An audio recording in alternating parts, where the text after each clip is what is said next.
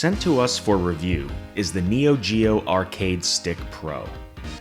Retailing for $129, the Neo Geo Arcade Stick Pro is an official standalone Neo Geo emulator console and arcade stick unit.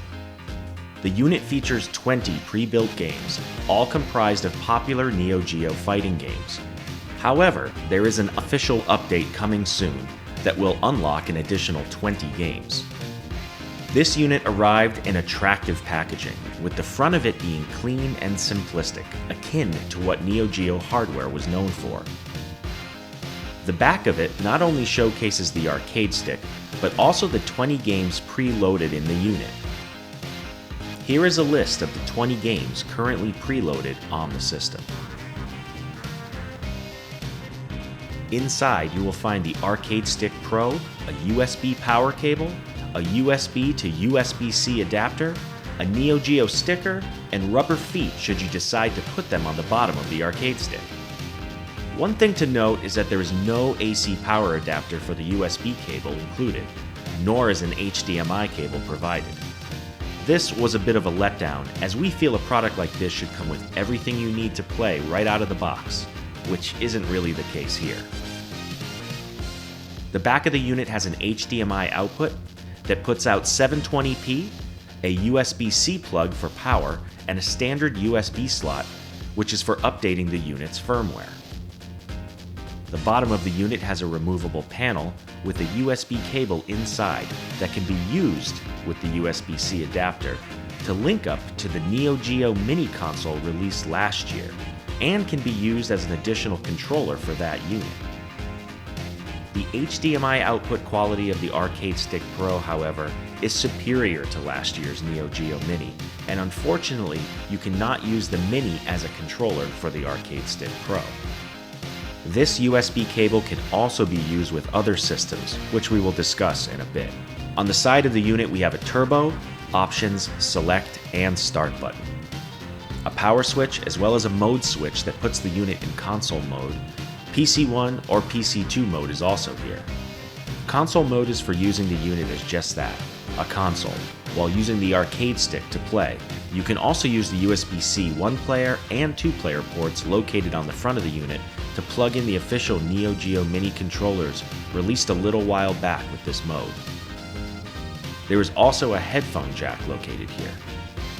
PC1 is for using the arcade stick as a controller with your PC, and PC2, I was told by the company's representative, is for using it with Android devices. While it would have been nice if the unit was compatible with other consoles like the PS4 or Nintendo Switch, there are unofficial dongles out there that support this. Surprising enough though, we are able to use the unit with the PS3, and it worked well, but is lacking a PS Home button, so you will need another PS3 controller hooked up while you're using it. If you have a backwards compatible PS3 to play PS2 games, the controller won't work for disc-based PS2 games. PSN downloaded PS2 games did work on the PS3, which is a nice bonus. The build of the controller is pretty good in our opinion, as it doesn't feel cheap at all. The joystick uses micro switches that give that great click mechanical feel, as it should, and the convex buttons feel good as well, though we would have preferred they too had a click mechanical feel to them. One thing that we first questioned was the button layout. It being a Neo Geo stick, a layout orientation more akin to the AES or MVS controls may have been preferred, as the current setup, while similar, isn't the same as those systems. If that had been done, however, it probably wouldn't have been too ideal to use with other platforms. With that being said, the layout is similar to that of the Neo Geo CD controller button layout, with the additional buttons, and it works really well. Opening the unit is pretty easy if you feel the need to replace the buttons or micro switches in the controller. The unit appears to be designed specifically for this, as all the screws are easily accessible by removing the rubber screw hole fillers. There's actually a large metal plate on the base of the unit. This may be used as shielding, however, it actually has some heft to it, which leads us to believe it was to weigh the controller down a little bit. As we said before, we wish the buttons had a more mechanical click feel to them. We're not sure the brand used here, but we will say that we found them to be responsive. It is nice that you could replace them easily if you wanted to upgrade them to SAMWAs or something else. The joystick, however, you might not be so lucky to replace. It appears to be somewhat of a custom controller, as the housing footprint is not what you would find from a standard arcade joystick footprint. The joystick's housing is a little compact and lightweight, but we didn't feel as if it would break. Opening it up a little more, you will find Zippy brand micro switches. We've actually come across these before and personally never had a problem with them, but it is nice that you can replace them if one of them fails in the future.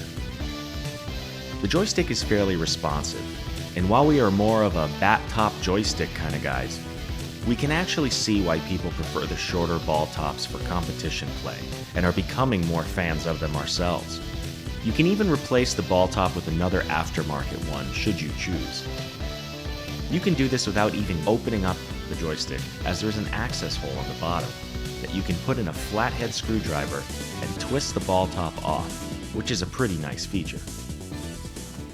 One last thing we find inside is what appears to be a custom-made PCB to handle the emulation. It's always nice to see custom PCBs like this, instead of just stuffing your off-the-shelf Raspberry Pi in there. Now that we've got the hardware discussion out of the way, let's talk about the games and the system's emulation.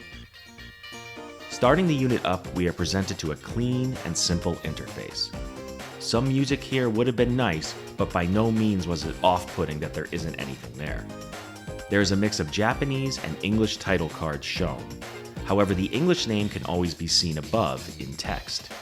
The unit also has various visual settings. A 16:9 option is available, which does stretch the image to fill the screen, but we prefer the good old 4:3 one. You also have some scaling options. Smooth scaling is the default mode, which does literally just that. It smooths all the pixels, getting rid of hard edges. This is something we've seen on other consoles and emulators. Some may like this, but personally, we aren't fans, as it just makes game sprites and text look less detailed and more washed out. Pixel scaling, in our opinion, is the setting to use, as it leaves all your sprite detail intact, hard pixel edges, and all the way we like it. There are 3 scanline options, a horizontal one, a vertical, and a weird 45-degree angle one.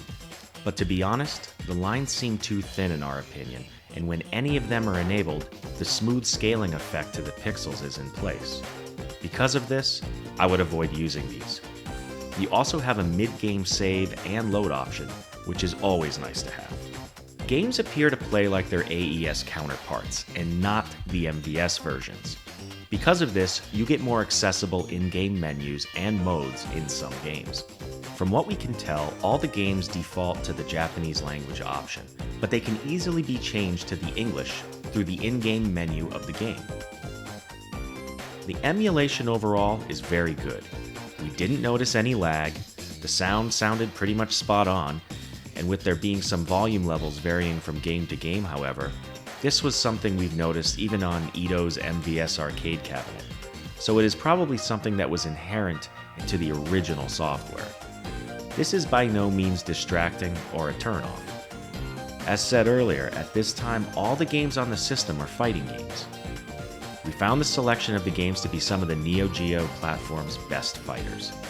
It having exclusively fighting games may turn people off, but rest assured, an official firmware upgrade is coming soon that will also unlock an additional 20 games for the system, with some of the titles being shooters, platformers, and beat-em-ups, making the value of this unit even higher.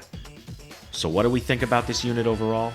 While there are some shortcomings, we think it's a pretty good product.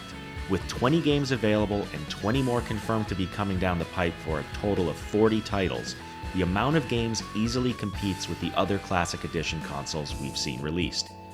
At $129, the price is quite a bit higher than those other consoles, but combine it with the fact that you are getting a nice arcade stick that you can use on your PC and PS3 right out of the box, it does help justify the cost.